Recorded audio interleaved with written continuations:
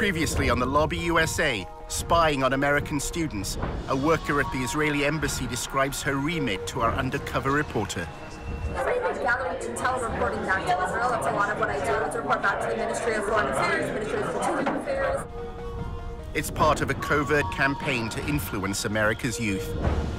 We have 3 different sub-campaigns: data gathering, working on activist organization, money trail.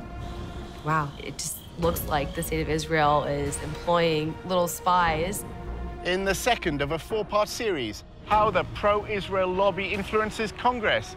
And as our undercover reporter gains greater trust, he is offered an extraordinary assignment.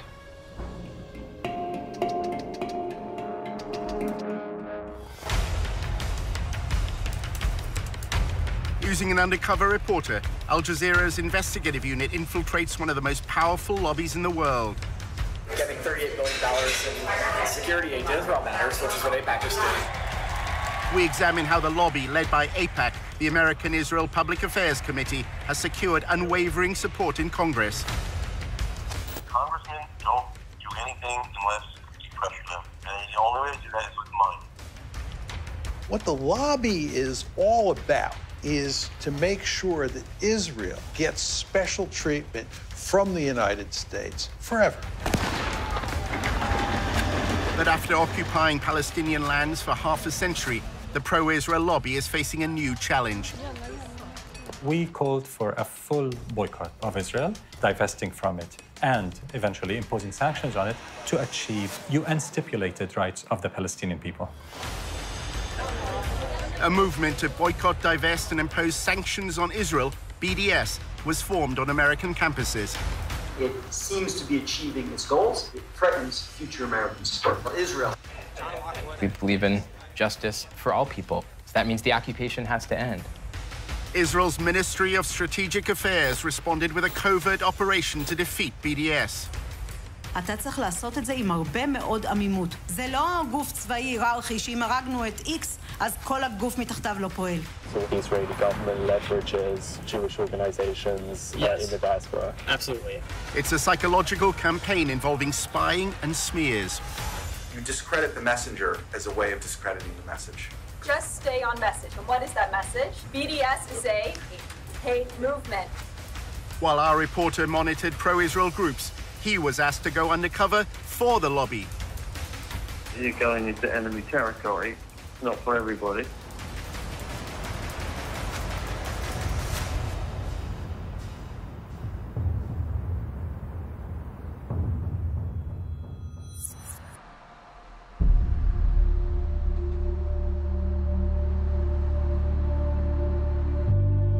In Washington, Tony often socialized with younger members of the pro-Israel lobby.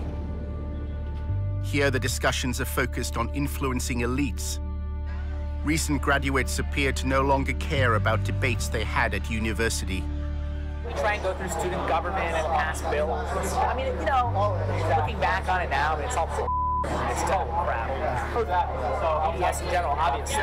But also, it's just, I don't know, it doesn't do anything. I mean, fighting back against it has no practical effect. What has a practical effect is getting Congress to give Israel military aid.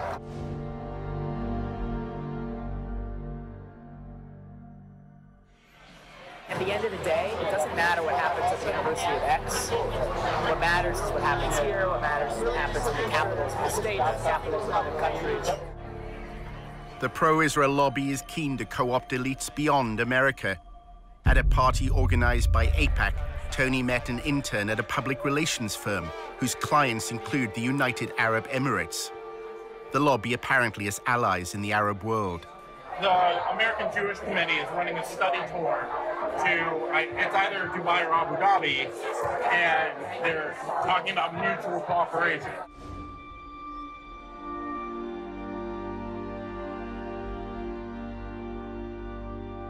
What are the ties like between the UAE and Israel? They're getting so much better. Nobody knows it. The governments have to coordinate on security. It's all under the table. They're on trade, security, tech, medicine. There's a lot of cooperation. Basically, where I see it standing right now is the GCC has all this under-the-table cooperation with Israel, and it's getting to the point where it's getting to the surface. Does the UAE have a stake in BDS? They do run all the time the argument of Palestinian suffering and occupation. They do kind of toe that line, but that's because they have to save face in the Arab League. They're literally just trying to cover their bases. Are they actually helping out BDS in any way? They benefit from Israeli tech, so they're not going to boycott that. Why would they? Tony's boss at the Israel Project used to work at AIPAC, where debate about Israel's actions or Palestinian rights were rarely prominent. Does the war of ideas matter? I don't know. I know that getting $38 billion in security aid to Israel matters, which is what AIPAC just did. That's what I'm proud to have been a part of for so long.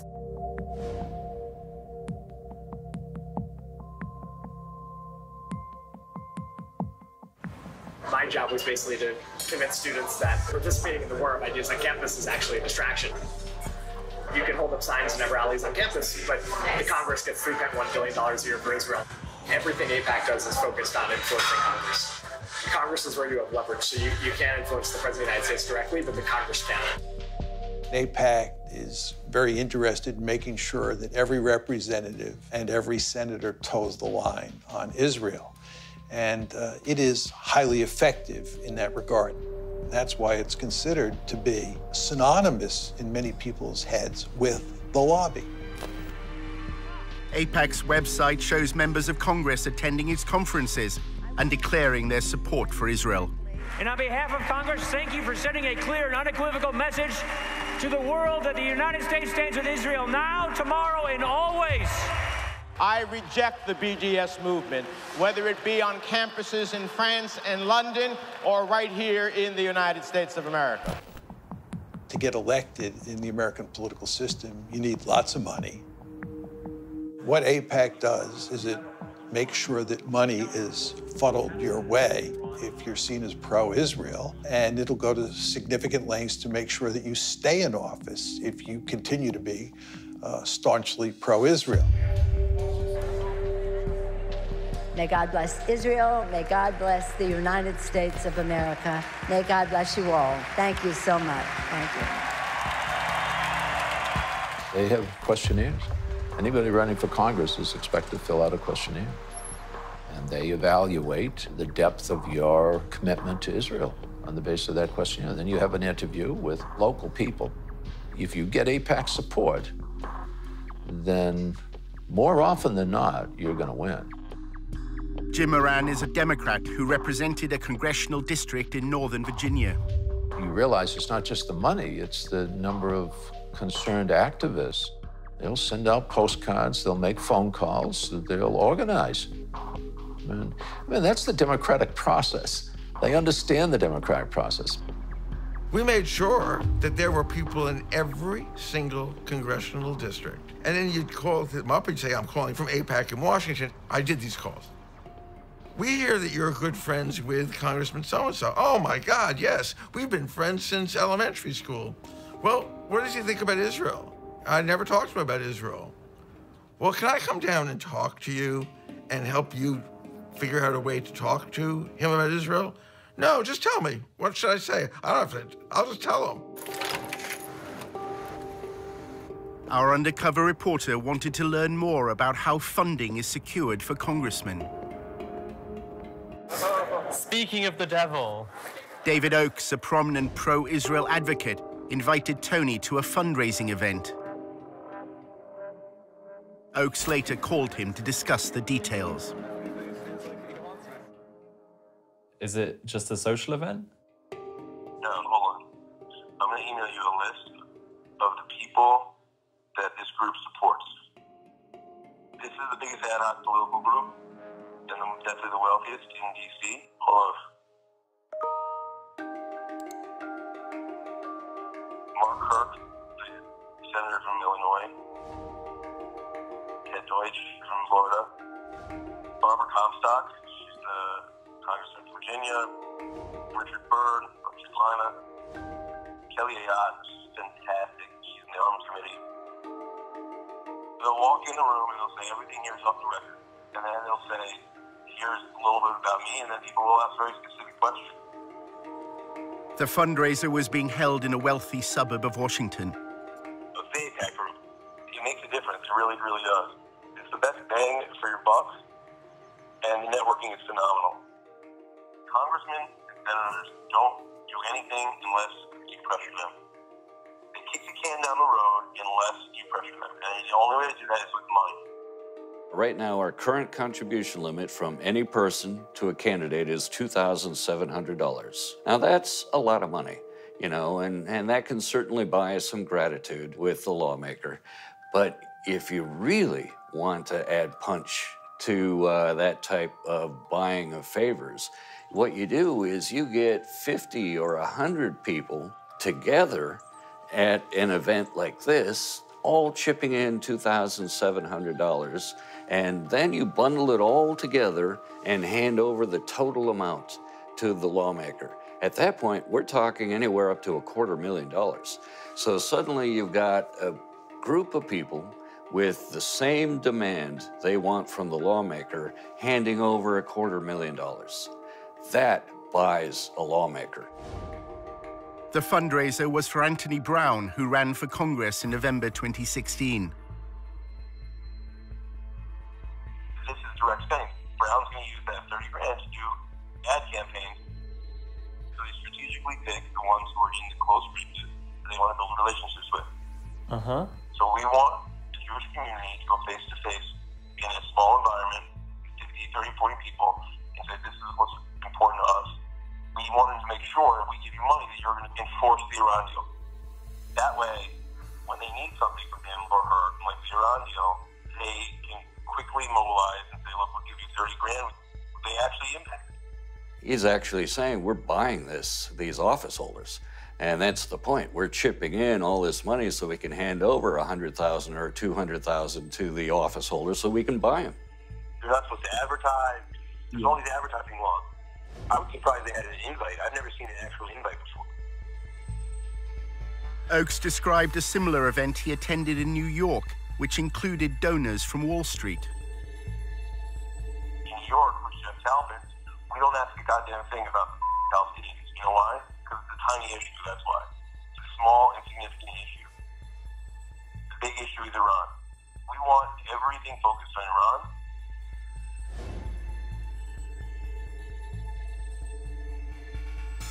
What happens is Jeff meets with the congressman in the back room, tells them exactly what his goals are. And by the way, Jeff Talpin is worth $250 million. Basically, they hand him an envelope with 20 credit cards and say, you can swipe each of these credit cards for $1,000 each. There is a disclosure law that is designed to highlight whether there may be potential money laundering going on in events like this. And that is if the funds are earmarked. And that means the organization has to disclose who showed up at that event and how much each individual chipped in and what they handed over to the lawmaker. What's the name of the group that puts this on? It doesn't have a name. There's no name. It's an ad hoc political group. For all the legal reasons, people pool their money. What this specific group is doing to try to avoid that disclosure requirement, it isn't taking money and then putting it in its own account and then handing it over to the office holder. It's just collecting credit card information and then turning that over directly to the candidate. Therefore, it's not violating the earmarking law, and they're not reporting this. All we would see on the campaign finance reports are the individuals who contributed. But there'd be no record on those campaign finance reports that they worked together as a bundling group, that they were all at this event. All we'd know is person A gave $2,700, person B gave $2,700, and we'd have no idea they're working in tandem with each other. The one in New York is 10 grand over 2 cycles. It's a minimum commitment. Some people give a lot more than that. Whatever your commitment is. So like if you give 5,000, Jeff will ensure that I don't go over the 2,600. You know what I'm saying? If one is at a meeting where person A wants to give $5,000, another person has only $100 to give, and that person gave $2,500 to the other person at that meeting as a gift, and they both therefore gave a total of $5,000, $5,100, would that be illegal? That would be illegal. That would be laundering of campaign contributions. The limit applies to the individual. And so each individual is subject to that $2,700 limit. And if any individual goes over that limit, they are violating the contribution limit. They cannot legally do that by laundering money through other individuals. If you give $5,000, you definitely ensure that I don't go over the $2,600. You know what I'm saying?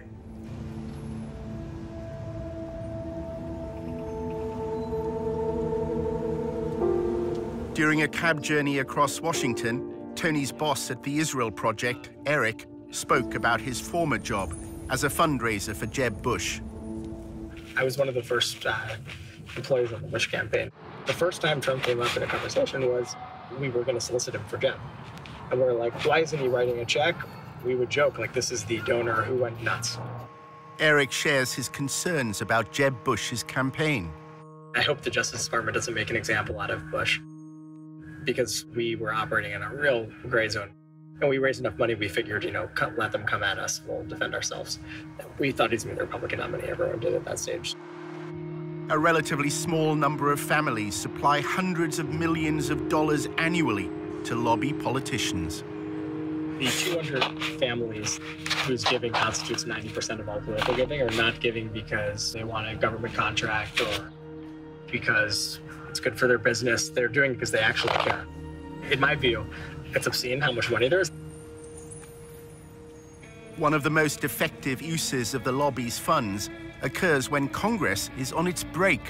Every year, they fly hundreds of members of Congress to Israel for these extended travel junkets that are really lavish. They're first-rate vacations. They'll rack up $20,000 or more for a vacation for a member of Congress. The member can bring along their spouse, and they have a great time.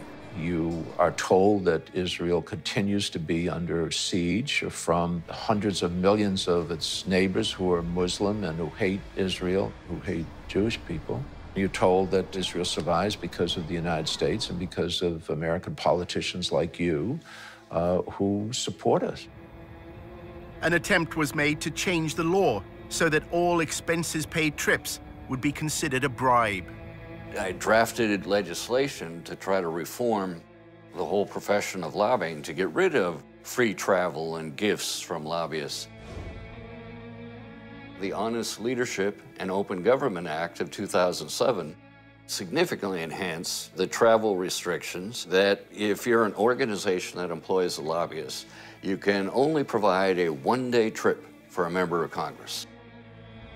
Then AIPAC exerted its influence.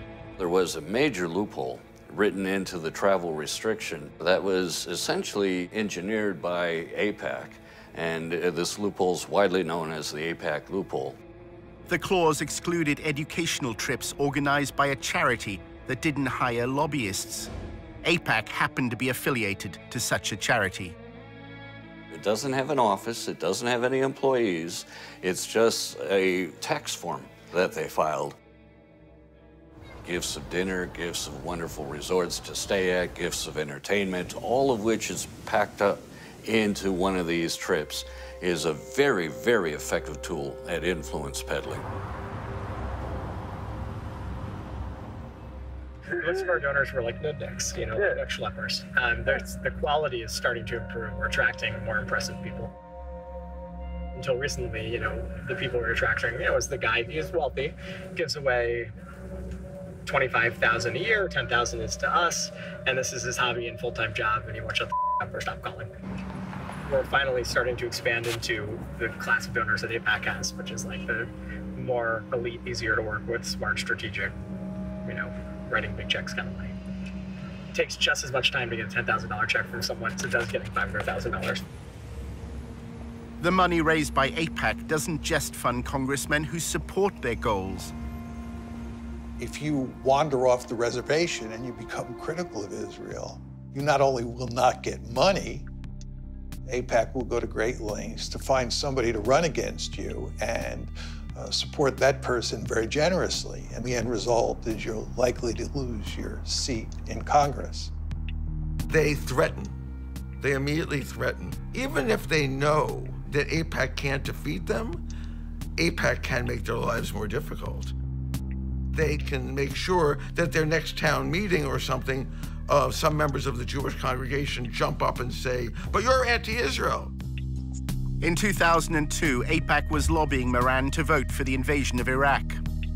The executive director of AIPAC said that his most important accomplishment was securing the authorization for the use of U.S. military force in Iraq. AIPAC was pushing it very hard. Why does AIPAC benefit from the United States going to war? The United States getting involved in wars in the Middle East is ultimately in Israel's interests, because we have a stake in the region. Congressman Moran refused to vote for the invasion, as AIPAC requested. There are compelling, fundamental reasons why this body should oppose this resolution. Then at a public meeting, he was asked a question. A Jewish woman actually stood up in a town hall. She said, why aren't more Jews involved in the marches against the war? I said, if the leaders of the Jewish community were opposed to the war, I think that would make a difference. The lobby reacted, claiming this was evidence of Moran's belief in a Jewish conspiracy that was leading America to war. There was a conservative rabbi in my district who was assigned to me, I assume, by AIPAC. And he had warned me that if I voiced my views about the Israeli lobby, that my career would be over, and implied that it would be done through the Post. And sure enough, the Washington Post editorialized brutally. Everybody ganged up.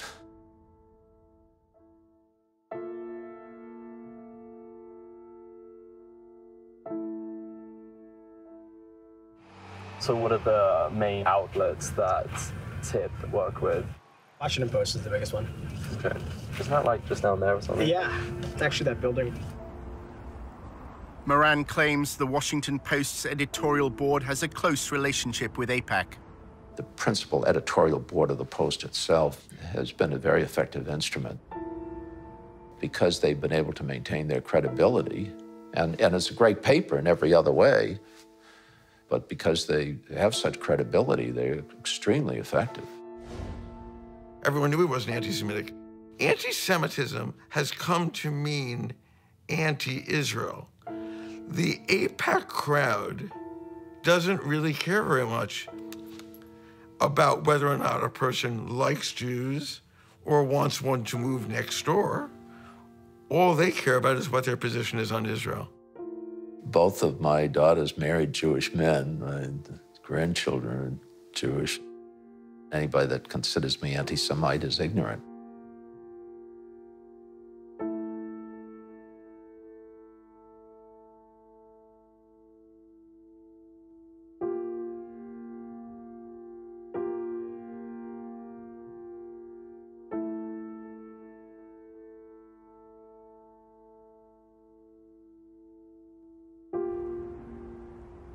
In part two, a battle over the definition of anti-Semitism on America's campuses.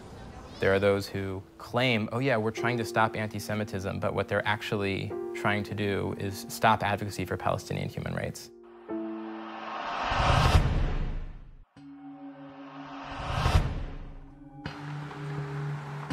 In part one, our undercover reporter discovered that many young people in the pro-Israel lobby have given up debating the BDS movement on campus. We try and go through student government and pass bills. I mean, you know, looking back on it now, it's all it's total crap. Fighting back against it has no practical effect. What has a practical effect is getting Congress to give Israel military aid. Tony was attending a party run by an advocacy group that he'd joined. A journalist then approached him with an extraordinary proposition. He wanted Tony to work undercover for the lobby at a meeting of BDS activists. for the Allgemeiner, and we're trying to recruit someone to go undercover just to go there and just see what's going on. And I think the person would get paid for it too.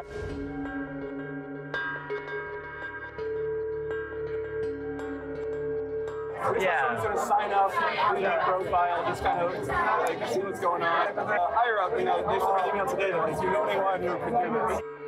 For some reason, you popped into my head.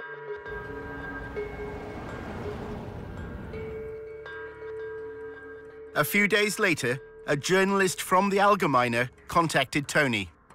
It would be undercover and have to be kept pretty quiet. We would like to have some recording device on your person. Any level of potential danger or, difficulty, violence or verbal assault, none of that concerns you or puts you off? No, because I think I'm pretty good at just being kind of zen in the face of verbal assaults.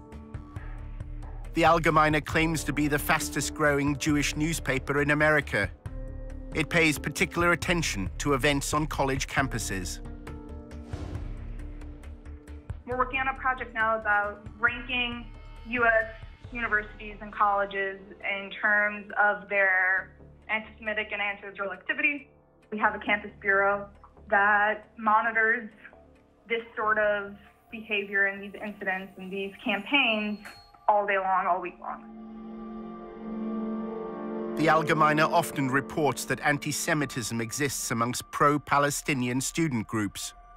The language that comes from those arenas move into that sphere of the new anti-Semitism, which is anti-Israelism. And that's a big focus at the Campus Bureau, looking at the blurring of those lines and where those boundaries have eroded. As journalists, right, exposure is the goal, exposing truth. In August 2016, a story in the Allgemeiner caused waves in Washington's pro-Israel circles. The thing that I'm working on, you might have seen the news recently about a cesspool of anti-Semitism at the University of Tennessee.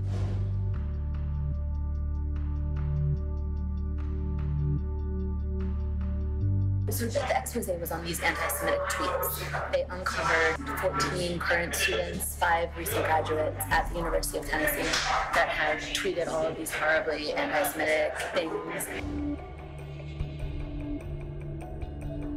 The evidence was released by an anonymous group within the pro-Israel lobby. They're called Canary Mission. Nobody really knows who they are. Yeah. They expose anti-Semitism, anti-Israelism, and anti-Americanism in the U.S., like on college campuses. They study it and then release these expose reports, but they're secretive. They don't reveal who they are. The University of Tennessee is based in Knoxville, a quiet city in the east of the state. Tennessee is conservative and religious. The Christian church has political influence here. 6 out of 10 voters opted for Donald Trump. At the university, students and professors, including opponents of BDS, were taken aback by the headlines. It said that there was rampant anti-Semitism at the University of Tennessee. This was quite a shock. It was very surreal and strange. I didn't see anything happening on the ground. It all seemed to be internet-based. There's this international headline with our names and this defamation of our characters. It was the last thing that we were expecting to happen. I was surprised that they were targeting the University of Tennessee. I mean, there's just not a whole lot going on in Knoxville. It just seems such a benign target. Several tweets were clear-cut examples of anti-Semitism. Some failed to distinguish between Jewish people and the State of Israel. Others made vile references to the horrors of the Holocaust. There were definitely some very anti-Semitic things said, but it seemed to be by a limited number of students. Those tweets are horrible, and that should not be supported by anybody. One of the students, there were tweets from when they were 14, 15, and 16 years old. People do and say stupid things. Students who were campaigning for Palestinian equal rights were immediately suspicious, believing the Allgemeine had another motive in running the headline. The way that I saw that article was that to discredit some of the work that we were doing, they threw in these people who are a part of the Muslim community or a part of the Arab community around Knoxville, and things that they had said, things that they had done. They were very old, a lot of times before people had gotten to college. I think this is just old stuff that's being dug up for lack of any other material. I was really horrified that you had essentially this blacklist of students. The list included Summer Awad, a Palestinian American. She was accused of supporting terrorism after sharing a Facebook post. In that image, I mean, all it is showing different tools of Palestinian resistance. One of them's BDS, one of them's stones, and the one that they circled happens to be the knife. They obviously have much bigger weapons than the Palestinians can even imagine having, but they're just able to frame this image of violence and to frame this image of defending themselves. Shortly after being named by Canary Mission, posters and flyers linked BDS supporters to Hamas. There was a list of most of the names of the students that were mentioned in the Canary Mission. All I kept seeing were flyers all over the place. Like, they'll put it on cars, they'll put it on side tables in the student centers and stuff like that. That kind of scared me, to think that there are actually people physically on campus posting these things. Back in Washington, Aviva is drafting a letter to the University of Tennessee on behalf of the Brandeis Center. They want the university to take a stand. We're telling them that basically they need to issue a stronger statement. They need to investigate the students that were involved. They need to offer education and training. In addition to drawing attention to those responsible for anti-Semitic tweets, their orchestrated release served another purpose. It's part of a wider campaign by the pro-Israel lobby. The problem right now, I think, on universities is that administrations don't realize that anti-Israel statements or anti-Zionist statements often are also anti-Semitic.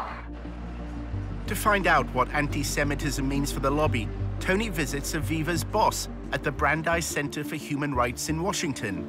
Despite its name, it's a pro-Israel lobby group. Hi. It's great to finally meet you. Really good to meet you. Kenneth Marcus is involved in the lobby's attempt to redefine anti-Semitism in a way that could include criticism of the state of Israel. Right now, the challenge is that there are people who say, you know what, anti-Israel politics have nothing to do with anti-Semitism. Well, you've got to show that they're not the same, but they're not entirely different either.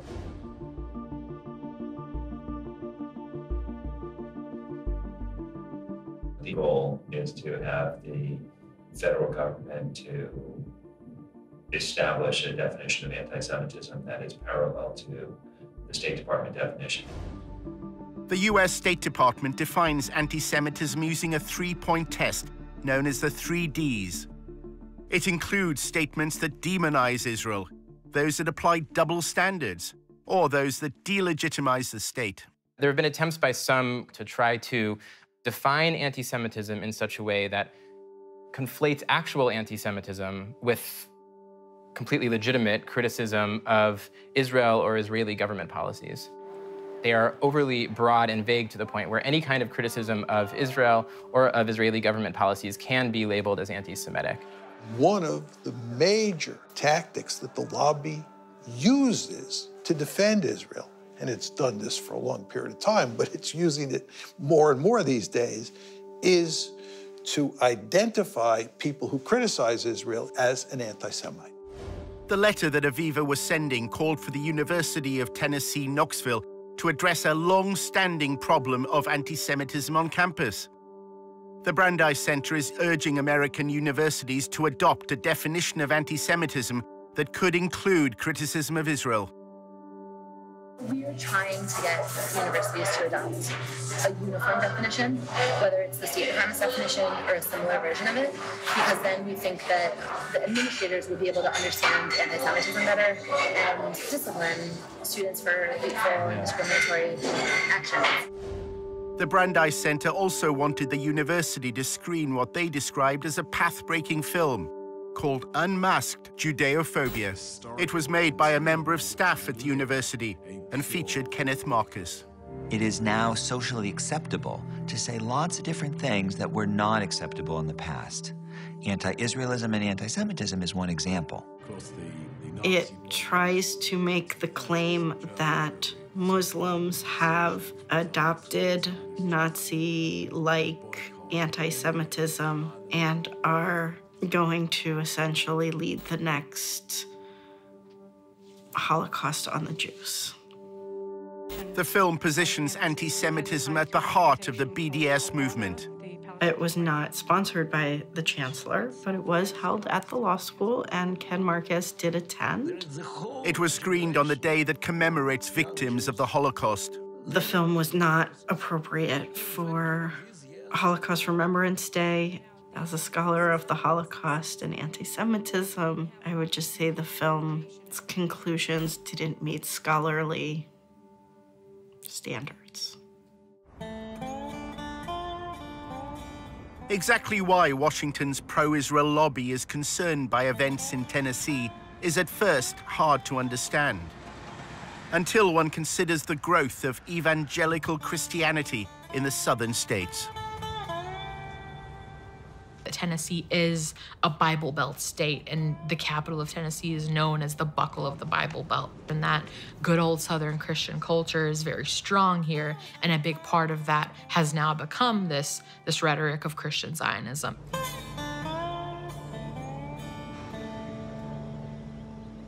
Satan hates Israel and the Jews because Israel's restoration initiated the last days of Bible prophecy. Christian Zionists believe that for the end of times to come, for Christ to return, it's necessary for Israel to control all of what was historically considered to be Israeli territory. Based on prophecy, Jesus Christ could never return for the church to resurrect the dead in Christ until Jerusalem was first in the hands of Israel and the capital of Israel.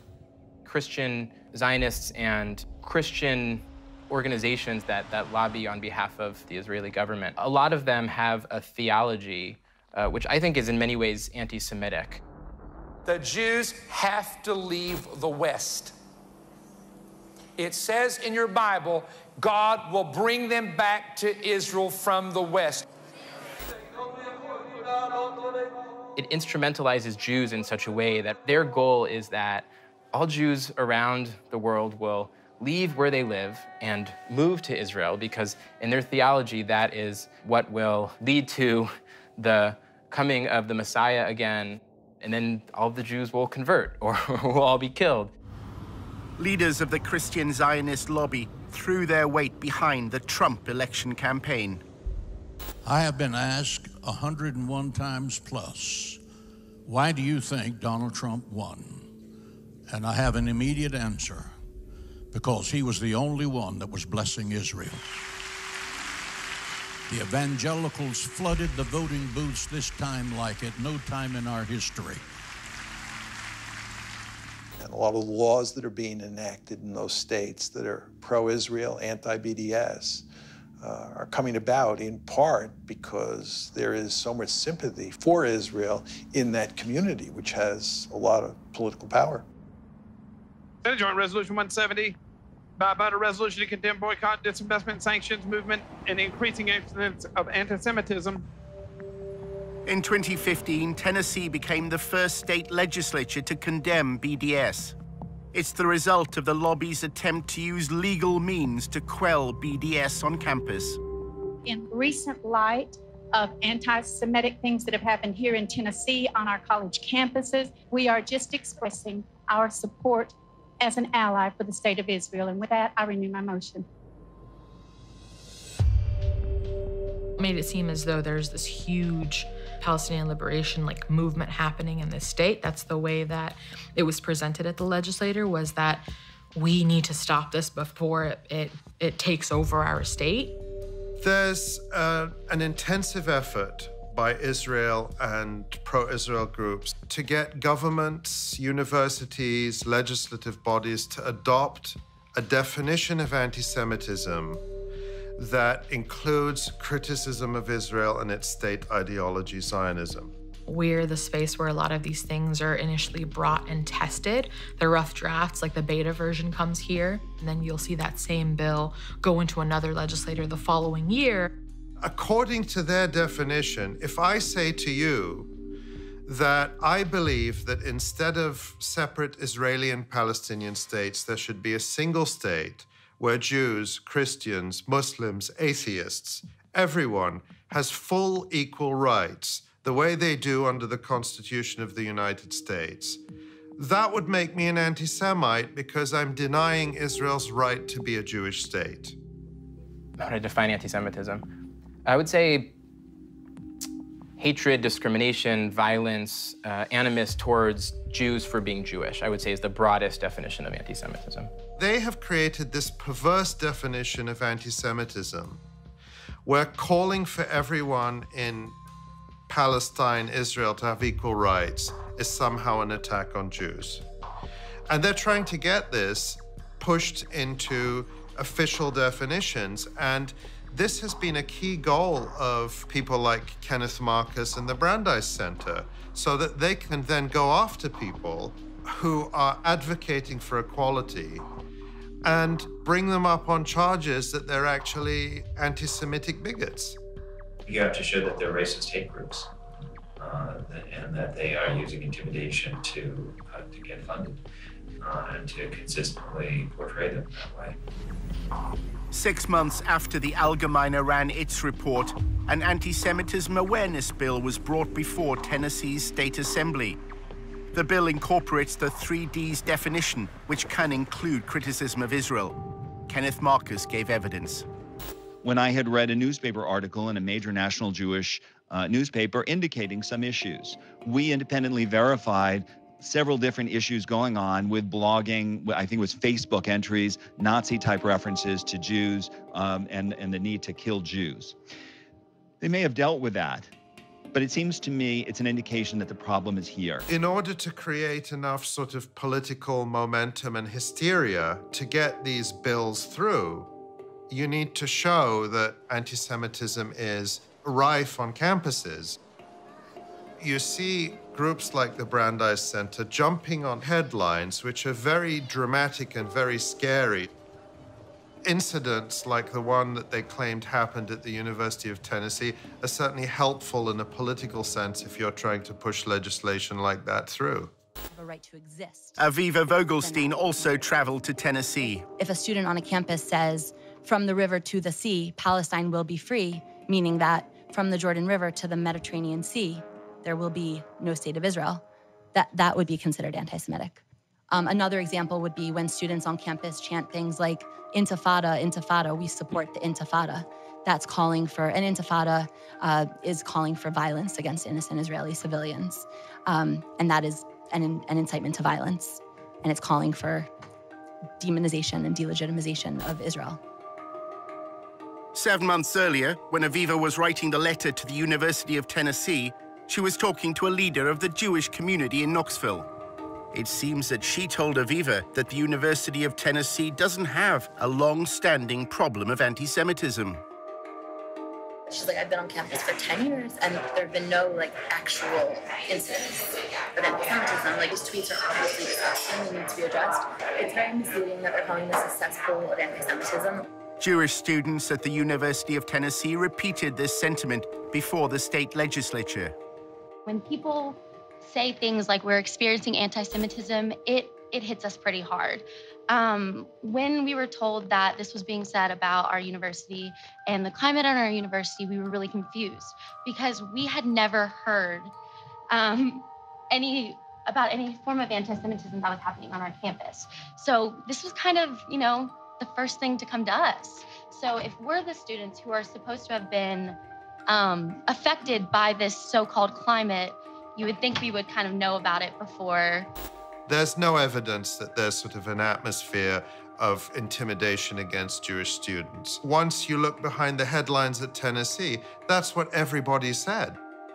I think it's important to highlight that any allegations that this bill is based off of, those allegations are purely external allegations, meaning they're coming from all over the country except for Tennessee. Everybody agreed on that. The only people who didn't agree were the people coming from outside the university, Kenneth Marcus and others, who have the agenda to present the University of Tennessee and other campuses as dangerous places for Jewish students.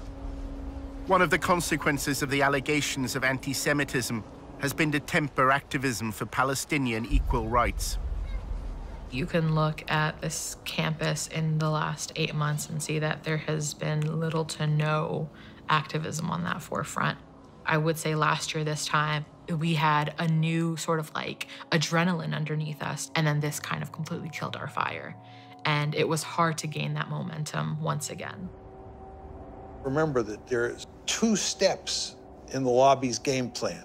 The first is to put out a story that's very favorable to Israel. But the second step is to do everything possible to minimize the amount of debate there is about Israel and silence the other side as much as possible. After Aviva spoke to Jewish students in Tennessee, she also learned that their greatest concern is unrelated to pro-Palestinian activism. BDS is not a real movement on the campus. Students for Justice in Palestine, which has like a large following nationwide, has like very few active student members. We mostly only have problems with Christians trying to proselytize the Jewish students, because in the South of this country, everyone is so like, it's like all evangelical. I find it incredibly troubling that at a time when we see a rise in real broad daylight anti-Semitism in the United States, there are those who claim, oh yeah, we're trying to stop anti-Semitism, but what they're actually trying to do is stop advocacy for Palestinian human rights. A short time later, the Allgemeine contacted Tony once more to discuss his proposed mission to work undercover at a BDS event. The editor explained what they wanted. One of the projects that we've been looking to do for quite a while is to try and infiltrate some of these groups, get undercover and discover what they're about from the inside. You explain the war, it's a hostile environment and there's some risk involved. The goal would really be to uncover any evidence of not just bias, but, real bigotry. The correlation between the BDS movement and hatred of Jews. Tony has given a list of persons of interest. They're all on the Canary Mission website. Go to canarymission.org. Have you heard of Canary Mission? A little bit. Could you tell me about it? People who hate it, the people who are being targeted by it, call it a blacklist. You have names here that show up on this database. Students and professors, faculty, speakers, organizations that have ties to terrorism, outright ties to terrorism, or terrorists who have called for the destruction of the Jewish state. Despite running Canary Mission's Tennessee expose, the Allgemeine staff say Canary's identity is still a mystery. It's an anonymous site. Nobody has any idea who's actually running this thing, and people have tried and looked into it. If you're on board in terms of concept, then I guess the next thing we just need to figure out is the money. Can we wait for a follow-up email from you? Does that make sense? Yeah, sure. I should get that to you within the next 24 hours.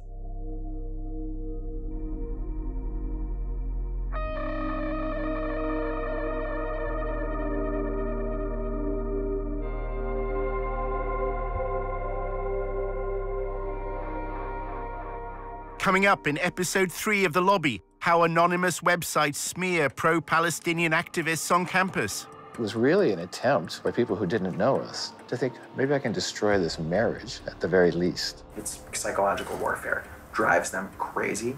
They're terrified of Canary Mission. And we reveal for the first time the people behind Canary Mission.